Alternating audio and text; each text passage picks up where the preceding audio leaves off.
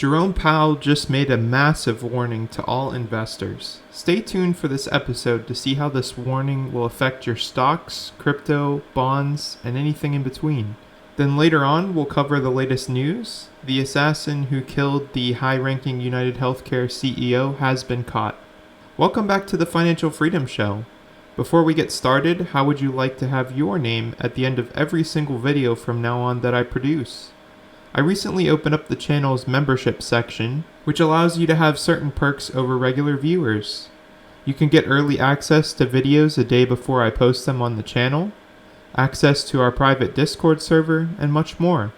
If you enjoyed today's video, please be sure to hit the like button and subscribe in order to stay up to date with the latest videos. Without further ado, let's get into today's video.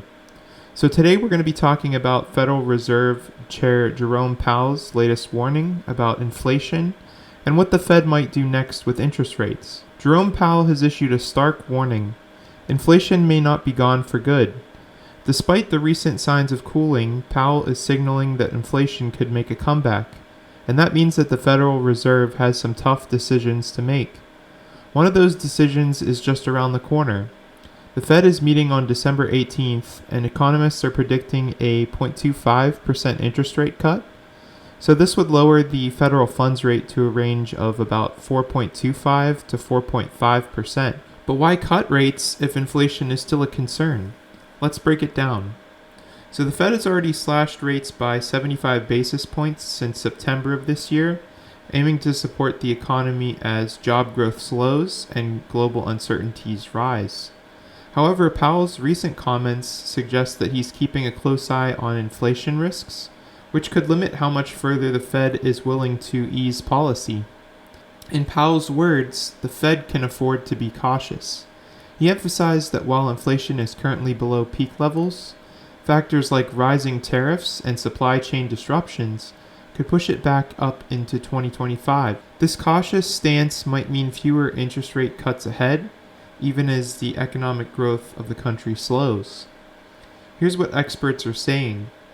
Most economists agree that we'll see a 0.25% cut in December, but after that, a pause is likely in January as the Fed waits to see how inflation and the broader economy evolve. The markets are already reacting. Interest rate futures suggest a December cut is nearly certain, but there's growing uncertainty about what comes next. With inflation risks back on the table, Powell and the Fed might have to tread more carefully. Ultimately, the Fed faces a balancing act: support economic growth without letting inflation spiral out of control. Powell's latest warning highlights how tricky this balancing act could be as we head into 2025. Interest rates, which are often considered the lifeblood of financial markets, play a pivotal role in shaping the trajectory of stock prices. As the cost of borrowing and a benchmark for investment returns, interest rates influence a wide array of economic factors that directly or indirectly impact the equity markets. Understanding the intricate relationship is essential for investors, policymakers, and businesses who are seeking to navigate the ever-evolving financial landscape. Interest rates represent the cost of borrowing money or the return on savings. Central banks, such as the U.S. Federal Reserve, set benchmark interest rates to regulate economic activity. These rates, in turn, influence other interest rates across the economy, including those on mortgages, personal loans, and corporate debt. The central bank's monetary policy decisions are primarily driven by objectives such as controlling inflation, stabilizing the currency, and fostering employment growth. One of the straightforward ways interest rates affect stock prices is through their impact on corporate profits. While interest rates rise, borrowing costs for companies increase. This affects businesses that rely on debt to fund their operations, for expansions or investments. Higher interest expenses reduce net profits, which can make stocks less attractive to investors. Conversely, when interest rates fall, companies enjoy lower borrowing costs, potentially boosting profitability. For example, during periods of low interest rates, businesses can refinance existing debt at more favorable terms or invest in growth initiatives more affordably. Increased profitability tends to make stocks more appealing, often driving prices higher. The valuation of stocks often relies upon the concept of discounted cash flow, or DCF. This method values a stock based on its present value of its expected future cash flows. The discount rate used in this calculation is influenced by prevailing interest rates. When interest rates are low, the discount rate decreases, making the present value of future cash flows higher. This results in the higher stock valuations and potentially higher stock prices.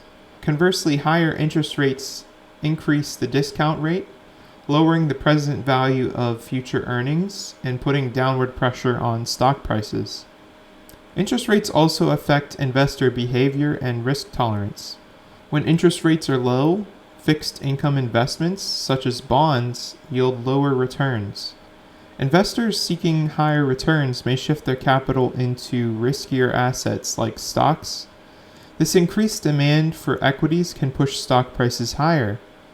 On the other hand, rising interest rates can make bonds and other fixed income securities more attractive, as they offer better yields with lower risk. As a result, investors may sell stocks to rebalance their portfolios in favor of these safer alternatives, leading to downward pressure on stock prices.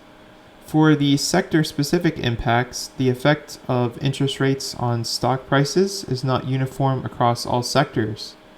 Interest-sensitive sectors, industries like real estate, utilities, and consumer durables, are highly sensitive to interest rates. Higher rates can dampen demand for these sectors as borrowing costs for consumers and businesses increase.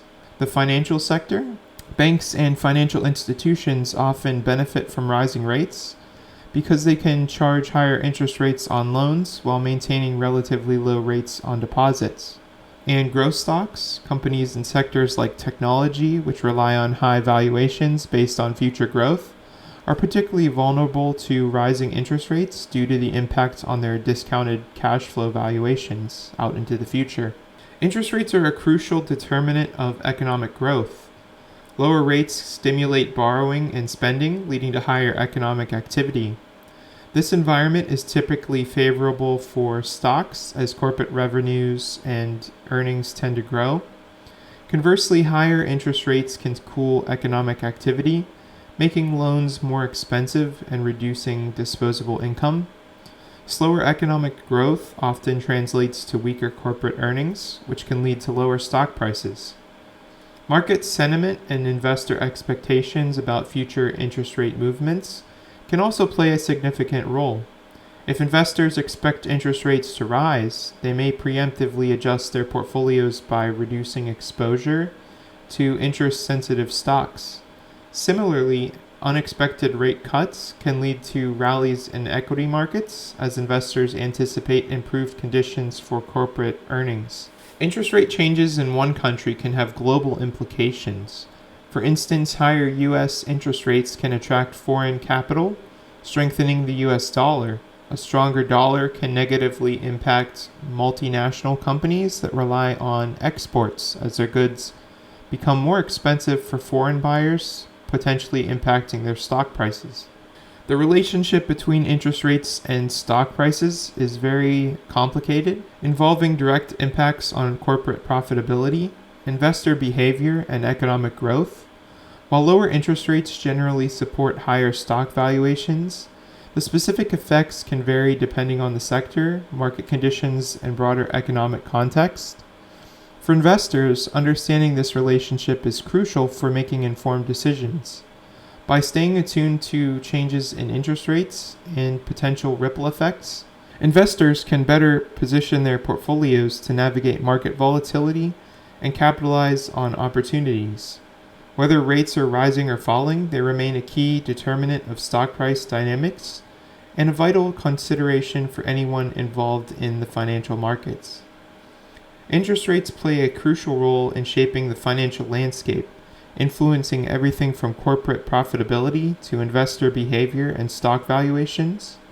Jerome Powell's recent warning about a potential return of inflation highlights that the Federal Reserve's delicate balancing act between economic growth and keeping inflation in check is vital. With a 0.25% interest rate cut on the horizon, the Fed aims to provide short-term relief while remaining cautious about long-term implications of rising inflation risks. For stock markets, interest rates act as a powerful lever.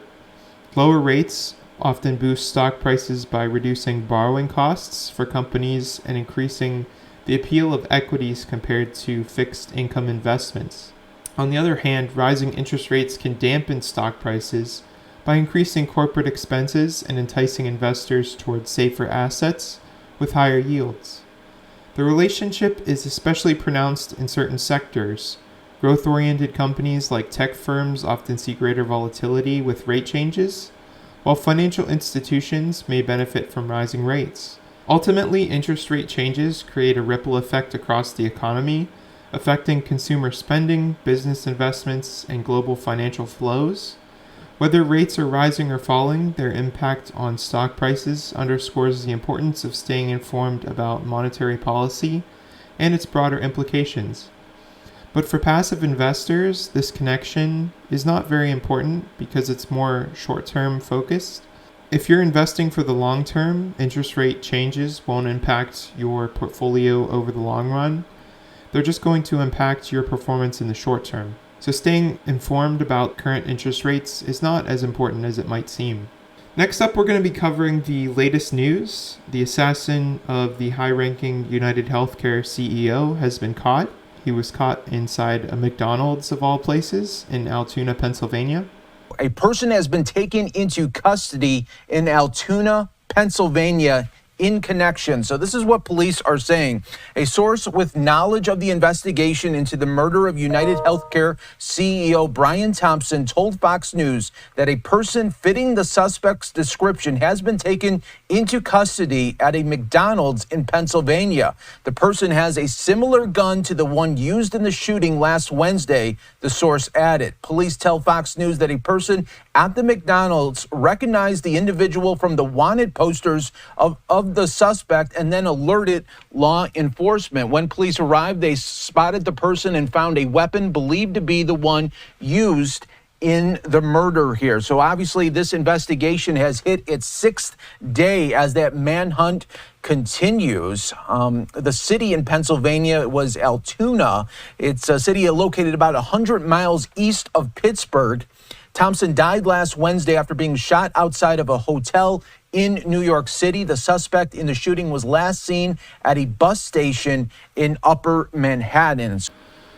I'm just glad that they caught him, but it's just so weird that they caught him in that location of all places. Why would you go to a McDonald's after that?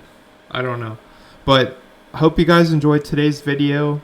So what do you think? Do you think the Fed should continue cutting interest rates to support growth, or should they hold back to prevent inflation from roaring back? Let me know your thoughts in the comments below. If you found this video helpful, don't forget to hit that like button and subscribe in order to stay up to date with all things economy and finance. Thanks for watching, and I'll see you in the next video.